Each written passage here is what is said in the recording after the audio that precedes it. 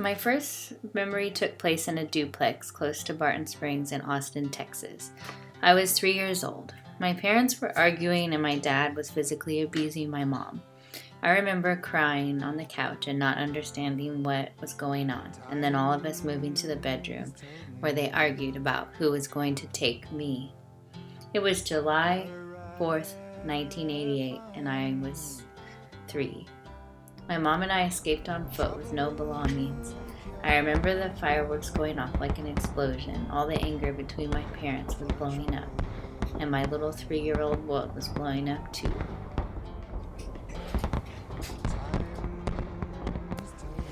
My parents separated that night and we moved in with my grandparents. My mother grew up in McAllen, Texas and was born in 1961 to Janice and Virgil Russell. My grandmother Janice was no stranger to hardship as her mother Rena died of tuberculosis when she was only 12. My grandfather grew up poor, the youngest of 5 boys in Floresville, Texas. He met my grandmother in San Antonio in 1950. My grandparents became very important people in my life at a young age and treated me like another child. Still to this day, they often refer to my mom, my Uncle Ross, and me as their kids. When I was 6, they decided to divorce.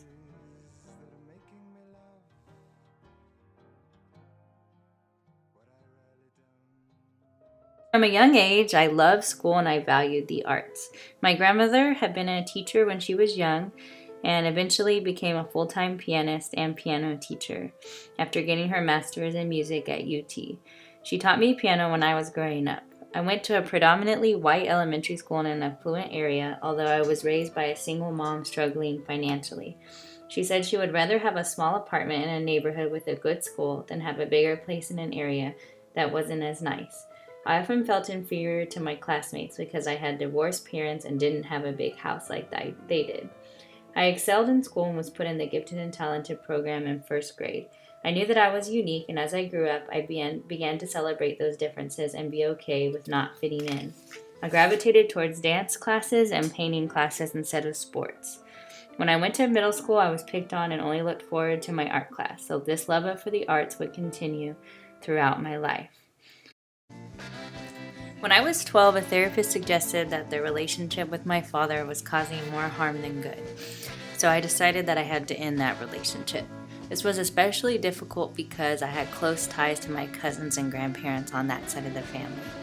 I began to experiment with drugs and hang out with an older crowd to deal with my emotions. We moved to the San Francisco Bay Area after I finished 8th grade, and I had a difficult time adjusting to the cross-country move. After running away, my mom sent me to Cross Creek Manor, a correctional-type boarding school in Leverkin, Utah. I went for 6 months, and after I returned, I got into the punk rock scene in the Bay Area. At first, it was a positive thing, as I was going to all-ages punk clubs that promoted sobriety, and this is where I was first introduced to political ideas that have stuck with me today, like equality and free thought. I started to rebel again and returned to experimenting with drugs, and this time dropped out of high school and left my mom's house. I now know that 17% of gifted and talented students drop out of high school. This time my mom tricked me and had a professional kidnapping service take me to Ensenada in Baja California, Mexico. And Ensenada was another boarding school for troubled teens called Casa by the Sea. Right away I knew I wanted to change and get back to being the high-achieving student I once was. I was able to finish high school in the 14 months I was there, take the SATs, and learn Spanish. Being in another country also taught me to be grateful for what I had, instead of resenting the events or people in my life that caused me emotional pain. My mom took out student loans to pay for the school, so I did not have any money for college. I started at community college to save money, and then transferred to San Francisco State University. I was unsure of exactly what I wanted to do, torn between my love for the arts and also my desire to help others. I considered teaching in different aspects, but ended up settling on majoring in film. Studying the history of film was an invitation in my early adulthood to get to know my political and cultural self. I was particularly interested in film as an artifact of American cultural anthropology. I wasn't interested in Hollywood-type films that were intended to be an escape from reality, but rather underground films that represented those voices that were rarely heard: immigrants, poor people, the working class, and feminist perspectives. I was lucky enough to work on several projects that opened my eyes to the multitude of experiences of people living in the U.S.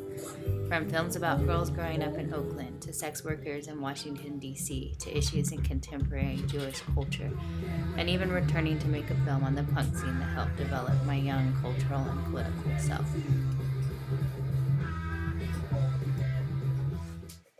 I graduated college in 2008 during a major recession in the U.S. I decided to move in with my mom after college for a few months and planned on returning to San Francisco. My uncle got his alternative certification and left his computer science job to teach high school.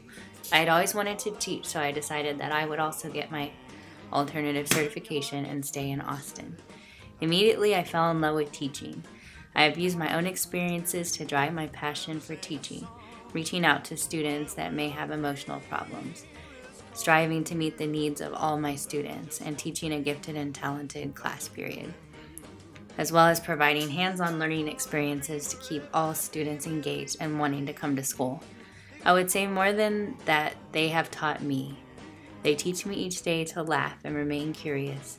As Paulo Freire said in Teaching is a Human Act, the climate of respect that is born of just, serious, humble, and generous relationships, in which both the authority of the teacher and the freedom of the students are ethically grounded, is what converts pedagogical space into authentic educational experience. The school I work in is the hub of the community of Creedmoor. I have become not only a part of the lives of the children I teach, but part of their families and the community. I had no idea in 2009 that my Plan B job choice would end up being the best thing that had ever happened to me. In March, I will marry my #1 fan and supporter, my treasure, Jose.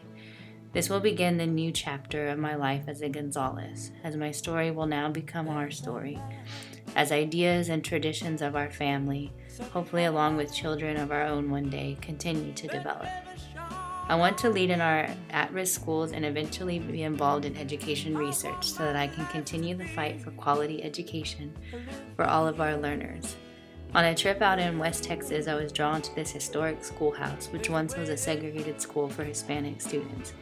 2 powerful quotes were painted along the side.